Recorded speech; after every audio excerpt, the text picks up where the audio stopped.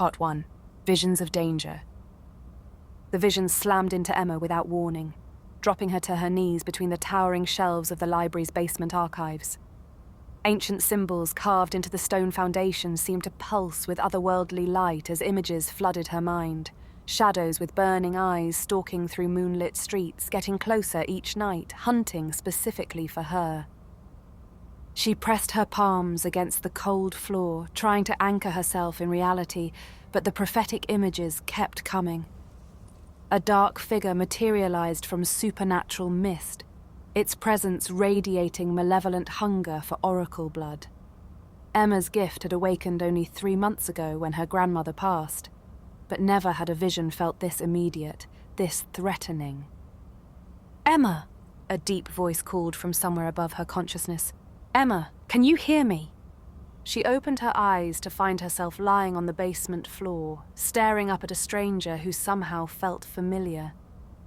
Dark hair showed distinguished silver at the temples, and blue-grey eyes that seemed to see straight through to her soul gazed down with genuine concern. He knelt beside her with unconscious grace, one hand hovering protectively near her shoulder without quite touching. "I'm Marcus," he said softly. "I knew your grandmother. The symbols here." He gestured towards the foundation stones. "They reacted to your vision.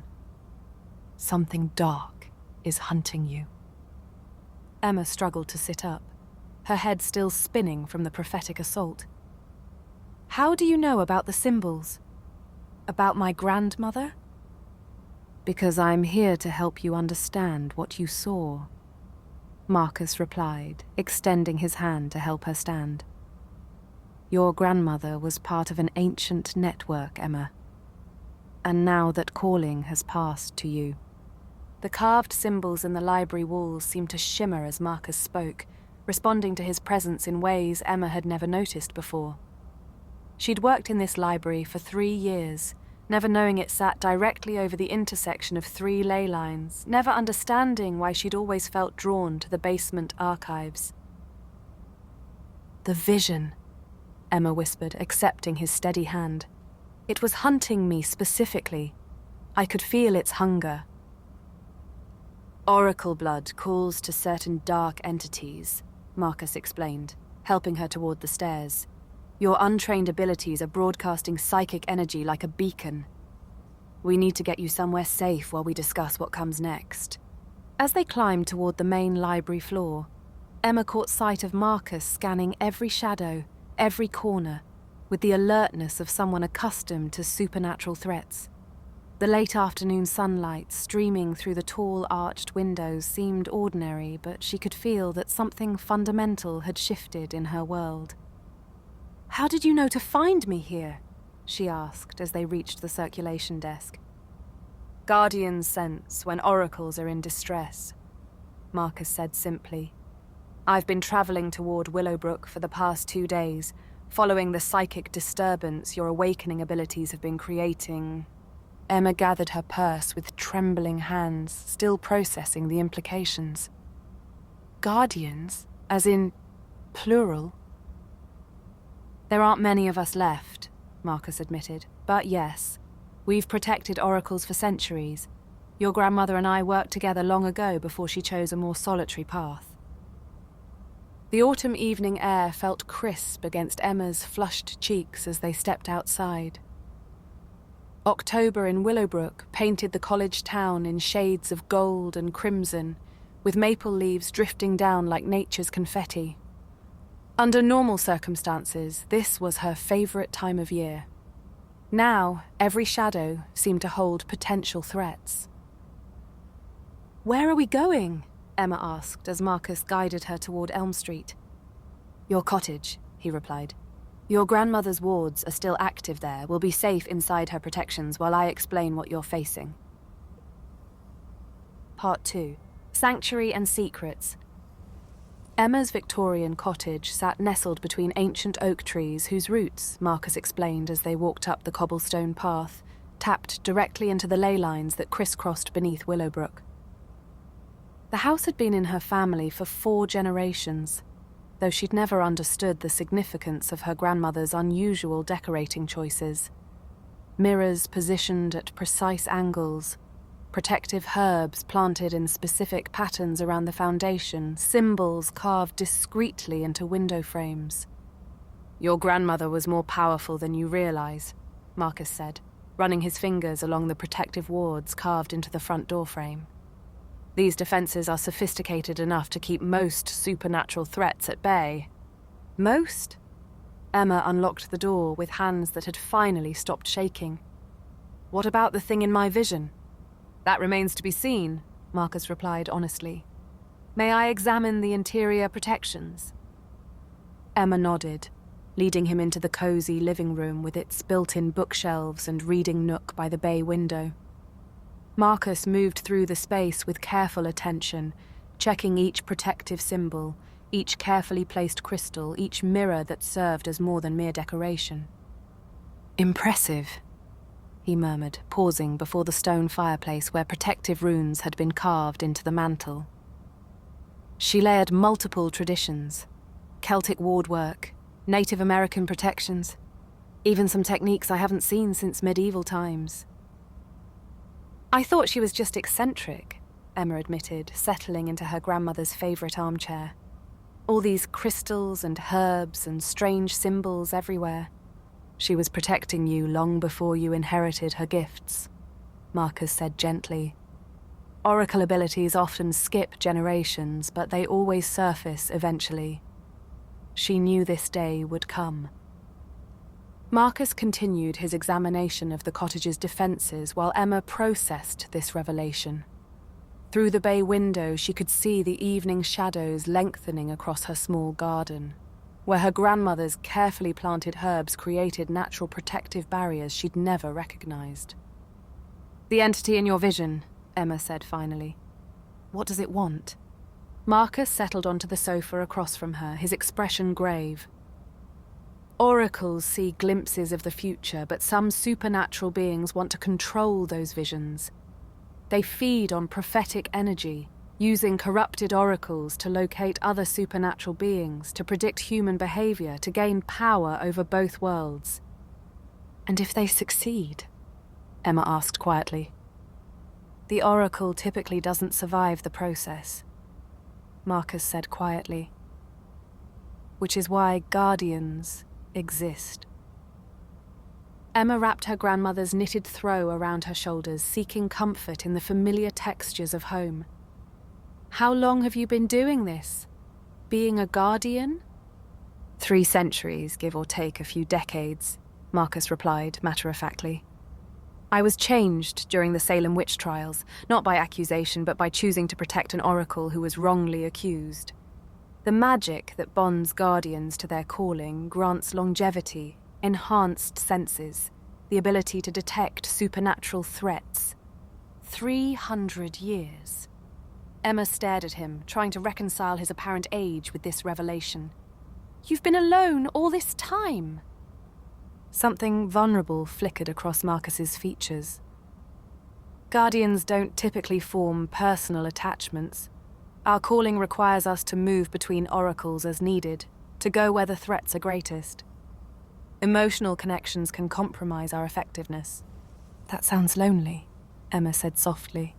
"It's necessary," Marcus replied, but his voice lacked conviction. As darkness settled over Willowbrook, Marcus prepared to examine the cottage's exterior defences. Emma realised that the protective wards only extended to the property line. If he stood watch from outside, he'd be vulnerable to whatever was hunting her. "You should stay here tonight," she said quickly. "I have a guest room, and if the protections only work inside the property boundaries." Marcus hesitated. "Emma, I appreciate the offer, but maintaining professional distance is important for both our safety." "Professional distance won't matter if that thing kills you while you're trying to protect me," Emma pointed out. "Besides, wouldn't staying close help you monitor any supernatural activity more effectively?" After a long moment, Marcus nodded slowly. "You're right. The threat assessment takes priority." As Emma showed him to the guest room, she couldn't shake the feeling that this arrangement was going to change everything. Marcus moved through her grandmother's house with careful respect, but she noticed how his shoulders seemed to relax slightly within the protective wards, as if he hadn't truly felt safe in longer than he cared to remember. "There are extra blankets in the closet," Emma said, pausing in the doorway. "And thank you, Marcus, for coming to help me, for explaining all this." "It's what I do," he replied simply. But when their eyes met, Emma saw something that had nothing to do with duty and everything to do with the beginning of an unprecedented connection. Part 3. Growing connection. 3 days of sharing the cottage created an intimacy neither of them had expected. Marcus proved to be an unexpectedly patient teacher, guiding Emma through meditation techniques that helped her focus her visions and shield her mind from unwanted psychic intrusions. In return, Emma introduced him to modern conveniences he'd never taken time to appreciate: streaming services, online grocery delivery, the simple pleasure of cooking together in a well-equipped kitchen. "You're getting much better at controlling the timing," Marcus observed as Emma successfully triggered a controlled vision using one of her grandmother's scrying crystals. "Yesterday, you could barely hold the connection for 30 seconds. Having a teacher who doesn't think I'm going crazy helps," Emma replied, setting the crystal aside carefully. "Though I still don't understand why some visions come through objects and others just hit me out of nowhere. Trauma and strong emotions can trigger spontaneous visions," Marcus explained, settling beside her on the living room rug where they'd been practicing. "The crystal provides a controlled channel, but your natural ability responds to psychic disturbances in the area." Emma had discovered that Marcus possessed an extensive knowledge of supernatural lore, acquired over centuries of protecting oracles, but he was surprisingly unfamiliar with everyday human experiences. He'd never owned a television, never had a favorite meal prepared regularly, never experienced the comfort of truly belonging somewhere. "What's it like?" Emma asked during their 4th evening together as she prepared his newly discovered favorite tea, chamomile with honey. 300 years of traveling, never staying anywhere long enough to call it home." Marcus accepted the steaming mug with a grateful nod. "Necessary, effective, lonely, as you pointed out." "But what did you do when you weren't actively protecting someone?" Emma continued. "Research supernatural threats, monitor ley line activity, check on former oracles and their descendants." Marcus paused, studying his tea. "I've watched cities grow from trading posts to metropolises. I've seen technology evolve from candlelight to smartphones. I've observed humanity's progress from a distance." "Always from a distance?" Emma asked softly. "Always," Marcus confirmed quietly, "until now." The admission hung between them, charged with implications neither quite knew how to address. Emma found herself studying Marcus's profile in the firelight, the sharp line of his jaw, the way his dark hair caught golden highlights, the unconscious alertness that never quite left his posture even in moments of apparent relaxation. "I need to check the perimeter wards," Marcus said suddenly, rising with fluid grace. "The supernatural activity in the area has been increasing." Emma watched him step outside, noting how he paused just beyond the cottage's protective boundary to scan the darkness with senses far more acute than human. She'd begun to recognize his tells, the way his shoulders tensed when he detected potential threats, how his breathing changed when supernatural energy spiked in the area. When Marcus returned 20 minutes later, his expression was troubled. "There's definitely something out there, circling the property boundaries. It's testing the wards, looking for weaknesses." "The thing from my vision?" Emma asked. "Most likely." Marcus secured the door with both physical locks and a supernatural warding ritual Emma's grandmother had taught him decades ago. "It's growing bolder, which suggests it's gathering power." That night, Emma dreamed of burning eyes and dark shadows.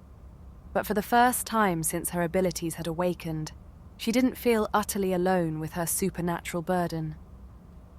When she woke at 3 in the morning from a particularly vivid nightmare, she found Marcus sitting alert in the chair beside her bedroom door. "You were calling out in your sleep," he said softly. "Nightmare or prophetic dream?" "Nightmare, I think," Emma replied, sitting up and pushing her auburn hair back from her face. "Just the same images as before, but more intense. The entity is trying to establish a psychic connection," Marcus explained. "It wants to influence your dreams, eventually your waking visions. We need to strengthen your mental defenses." "At 3 in the morning?" Emma asked wryly. Marcus smiled slightly, the first truly unguarded expression she'd seen from him. "Supernatural threats don't observe human sleep schedules, I'm afraid, but we can wait until morning if you prefer." "No," Emma said, climbing out of bed and reaching for her robe. "If this thing is getting stronger, I need to be stronger too." They spent the next 2 hours in the living room, Marcus teaching Emma advanced shielding techniques while the cottage's protective wards hummed with defensive energy around them. By dawn, Emma could maintain a psychic barrier for nearly an hour. Impressive progress that earned Marcus's first genuine praise. "Your grandmother would be proud," he said as Emma successfully deflected a test psychic probe he'd generated. "You're learning faster than any oracle I've trained." "Maybe it's the teacher," Emma replied, then blushed at the compliment. Marcus looked surprised, then pleased, then concerned, all in rapid succession. "Emma, I should remind you that my duty here is temporary. Once the threat is neutralized, I'll need to move on to the next oracle who needs protection." "I know," Emma said, though the reminder stung more than she expected. "I understand your responsibilities." But as Marcus began preparing breakfast with the domestic ease he'd developed over their few days together, Emma caught him watching her with an expression that suggested his responsibilities were becoming more complicated than either of them had anticipated. Part 4. Escalation and Vulnerability. The attack came at sunset on their 6th day together, just as Marcus had predicted. Emma felt it first, a sudden drain on the cottage's protective energy that made her stagger against the kitchen counter where she'd been preparing dinner. "Marcus!" she called, alarmed by the weakness in her own voice. He appeared instantly from the living room where he'd been monitoring supernatural activity, his expression shifting to high alert as he assessed the situation. "The wards are being systematically drained. It's found a way to siphon power from your grandmother's protections." Through the bay window, they could see darkness gathering unnaturally around the cottage despite the early hour. The entity wasn't fully manifesting yet, but its presence pressed against the protective barriers like malevolent fog seeking cracks in a seawall. "What do we do?" Emma asked, gripping Marcus's arm as another wave of psychic pressure made the cottage's lights flicker. "We reinforce the wards using your oracle energy," Marcus replied, covering her hand with his own. "It's dangerous. Channeling that much power through the protective network could exhaust you completely, but it's our best option." Emma nodded, though fear tightened her throat. "Tell me what to do." Marcus guided her to the cottage's central point, where her grandmother's most powerful ward stones had been embedded in the foundation. The process required Emma to open her psychic senses completely, while Marcus maintained protective barriers around her consciousness. Together, they fed her oracle energy into the ward network, strengthening each protective symbol, each carefully placed crystal, each defensive charm her grandmother had layered throughout the property. The effort left Emma shaking and pale, but the cottage's defenses blazed with renewed power that sent the encroaching darkness reeling backward. Marcus caught her as she swayed, his arms solid and reassuring around her exhausted form. "You did beautifully," he murmured against her hair. "The wards are stronger now than they've been in years." "I couldn't have done it alone," Emma whispered, allowing herself to lean into his strength. "I can feel how you were shielding me, guiding the energy flow." In her weakened state, Emma's emotional barriers were completely down. The words came before she could stop them. I'm falling in love with you, Marcus. I know that complicates everything, but I needed you to know. Marcus went very still, his arms tightening around her. Emma. I understand your duty, she continued quickly. I understand that guardians don't form attachments. But these past few days have been the first time I've felt truly safe since my abilities awakened. Not just physically safe, but emotionally safe. Like someone finally understands both sides of who I am. You don't understand what you're asking, Marcus said quietly, though he made no move to release her. I've spent 3 centuries learning to keep emotional distance.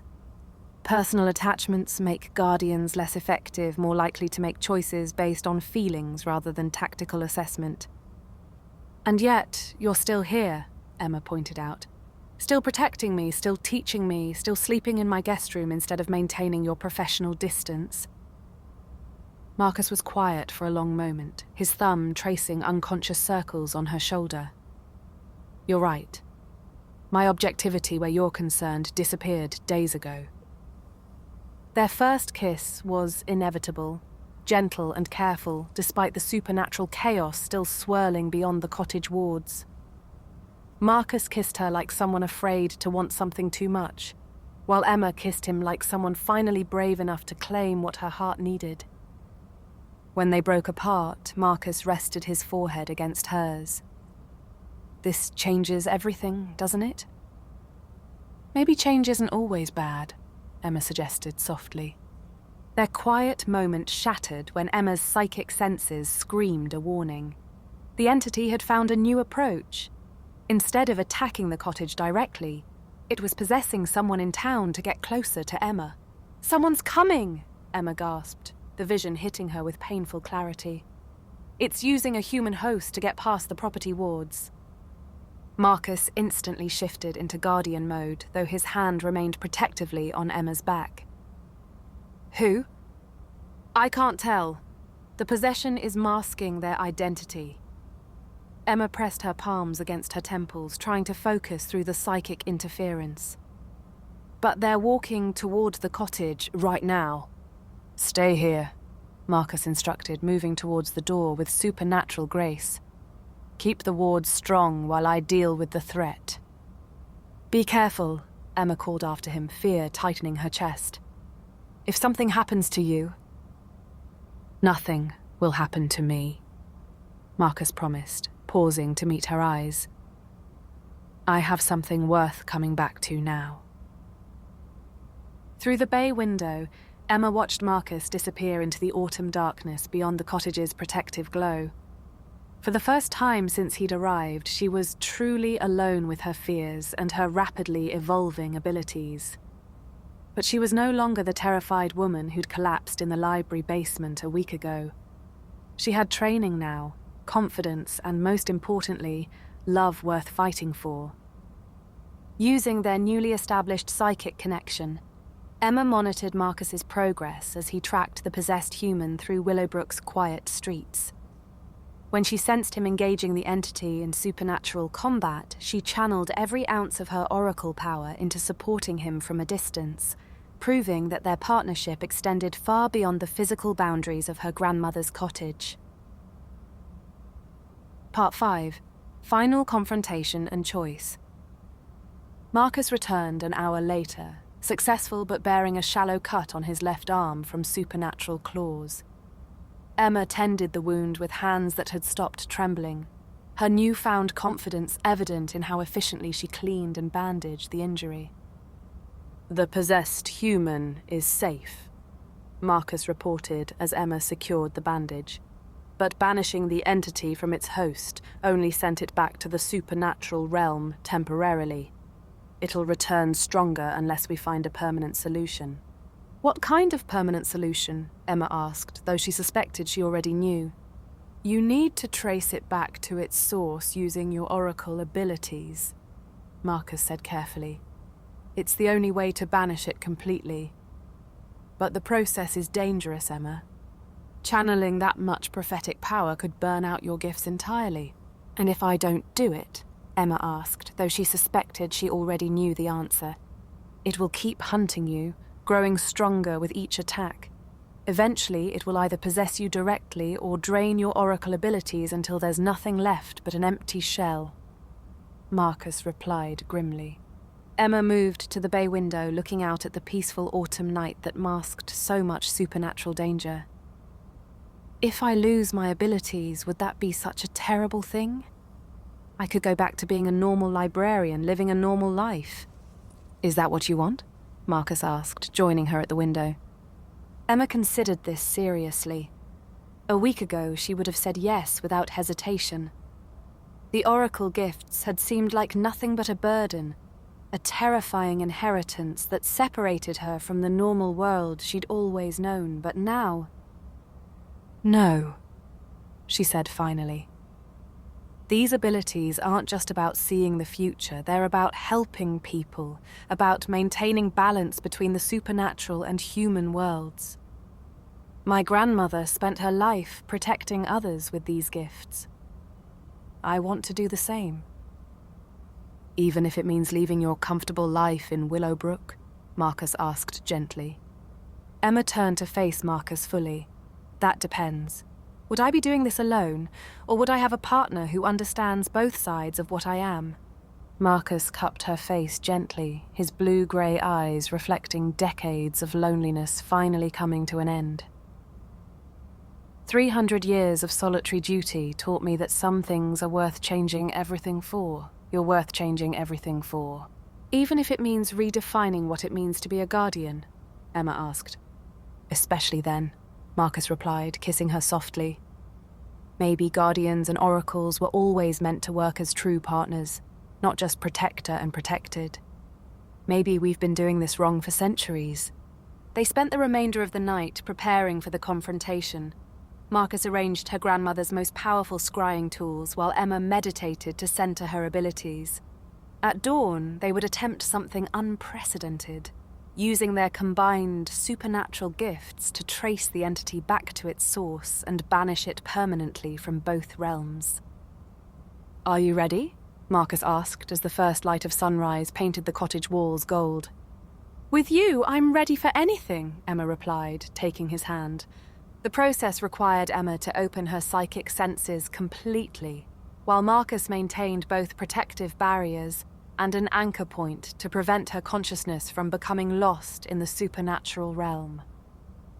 Together, they traced the entity's energy signature backward through layers of reality, following its psychic trail to the dark pocket dimension where it had been feeding on stolen oracle power for centuries.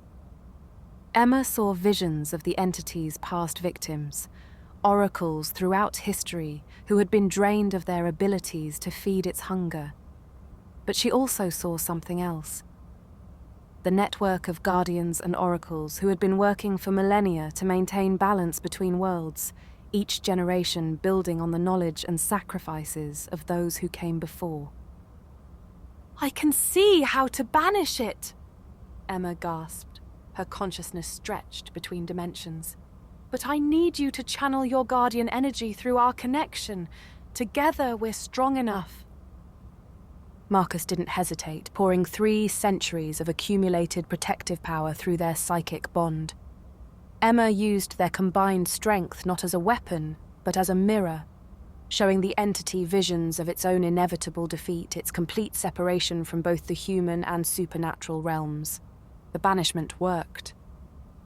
Emma felt the entity's presence tear away from reality completely, its connection to their world severed permanently.